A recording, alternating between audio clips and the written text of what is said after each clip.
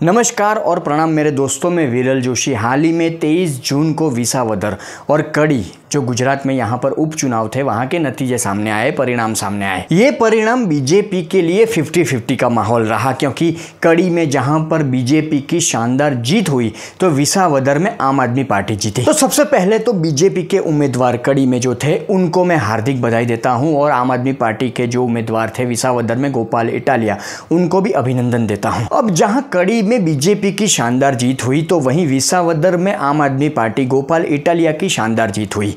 यहां पर विसावदर में बीजेपी को हार का सामना करना पड़ा, लेकिन विसावदर में हारने के बाद भी बीजेपी का बड़ा फायदा हुआ है। अब आप सोचेंगे कि हारने के बाद भी बीजेपी का फायदा कैसे?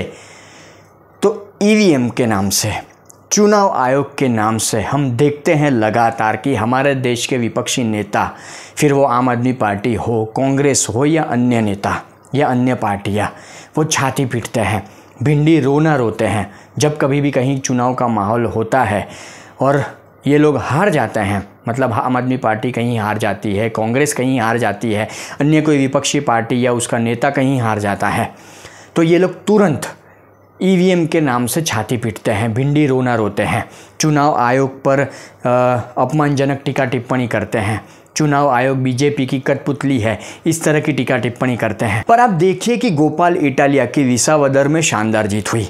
अगर बीजेपी चीटिंग करती होती, अगर चुनाव आयोग बीजेपी के नीचे दब चुका होता, तो विसावदर तो छोड़िए, पूरे देश में कहीं भी कोई विपक्षी पार्टी या विपक्षी नेता चुनाव ना जीतता। हर समझदार और जानकार व्यक्ति मेरी इस बात से सहमत होगा। मैं पहले भी कई बार कह चुका हूं कि पंजाब में आम आदमी पार्टी की सरकार है, तमिलनाडु में डीएमके की गवर्नमेंट है, पश्चिम बंगाल में ममता बनर्जी लंबे अरसे से मुख्यमंत्री है, कर्नाटक, हिमाचल, तेलंगाना जैसे राज्यों में कांग्रेस की सरकार है। फिर भी कांग्रेसी नेता हो या आम आदमी पार्टी के नेता हो या अन्य विपक्षी नेता, आपने देखा होगा चुनाव हारते ही ईवीएम पर ठिकरा फोड़ते हैं, चुनाव आयोग को लेकर गाली गलौज तक उतर आते हैं। पर विसावदर में जो परिणाम सामने आए हैं उससे ये साफ हो जाता है कि बीजेपी चीटिंग नहीं करती।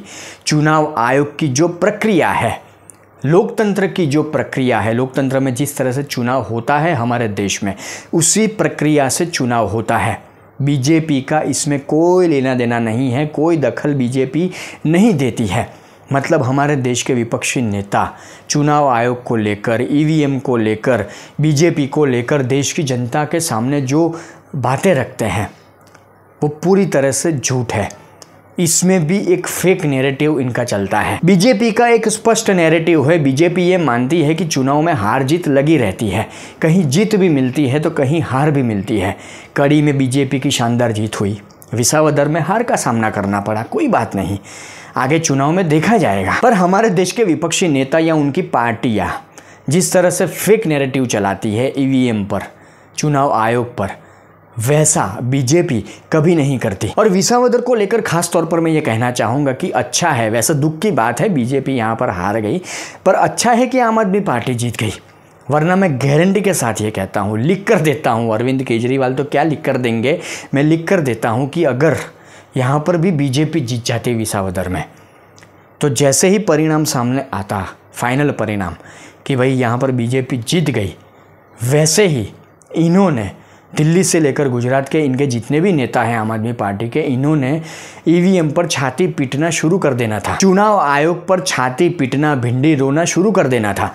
वैसे भी चुनाव ख़त्म हुआ, विसावदर में मतदान ख़त्म हुआ, उसके तुरंत बाद हमने देखा कि गोपाल इटालिया जो उम्मीदवार थे विसावदर से, वो और कुछ आम आदमी पार्टी के नेताओं ने फिर एक बार चुनाव आयोग पर ठिकरा फोड़ने की कोशिश तो की थी, क्योंकि एक कहीं ना कहीं डर था छोटा सा कि अगर हम हार गए तो आगे जो स्क्रिप्ट हमें चलानी है नतीजे सामने आने के बाद, तो यहाँ से हम इसको कंटिन्यू करते हैं। पर जीत गए तो ये सारा जो फेक नैरेटिव वाली इनकी बातें थी, जो स्क्रिप्ट थी, वो हाल फिलहाल इनके केजरीवाल का जो स्पेशल बैग है स्क्रिप्ट वाला, इनकी स्क्रिप्ट से भरी हुई बैग होती है, उसके अंदर अभी जमा है, कभी फ्यूचर में इस्तेमाल करना पड़ा। खैर, वीडियो के अंत में मैं सिर्फ इतना कहना चाहूँगा कि प्लीज़, हमारे देश के विपक्षी नेताओं से कहना चाहूँगा कि प्लीज़ अब मेहरबानी करके, आम आदमी पार्टी के नेता हो, कांग्रेस के हो या अन्य कोई भी पार्टी वार्टी जो भी है, मैं सबसे कहना चाहूँगा कि प्लीज़ अब फ्यूचर में कभी कहीं चुनाव हो, जैसे बिहार में चुनाव है कुछ महीनों बाद, तो कहीं भी चुनाव हो, बिहार नहीं कहीं भी चुनाव हो, तो मेहरबानी करके ईवीएम पर ठीकरा मत फोड़ना, छाती मत पीटना, चुनाव आयोग के नाम पर छाती मत पीटना, भिंडी रोना मत रोना प्लीज़, फेक नैरेटिव मत चलाना।